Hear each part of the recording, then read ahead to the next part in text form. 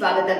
Somajiguda press club లో లోక్ తాంత్రిక జనతా దళ్ జాతీయ అధ్యక్షులు జావేద్ రాజా ఆధ్వర్యంలో మీడియా సమావేశం నిర్వహించారు. లోక్ తాంత్రిక జనతా దళ్ జాతీయ అధ్యక్షులు జావేద్ రాజా ఆధ్వర్యంలో సోమాజిగూడ ప్రెస్ క్లబ్ యందు మీడియా సమావేశం నిర్వహించారు.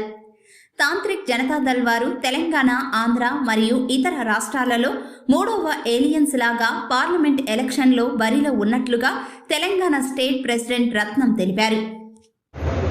థర్డ్ ఫ్రంట్ మూడో అలయన్స్గా భారతదేశం అంతట్లో ఆంధ్రప్రదేశ్లో, తెలంగాణలో ప్రత్యామ్నాయ ప్రభుత్వాన్ని మూడో కూటమిగా ఏర్పాటు చేస్తుంది.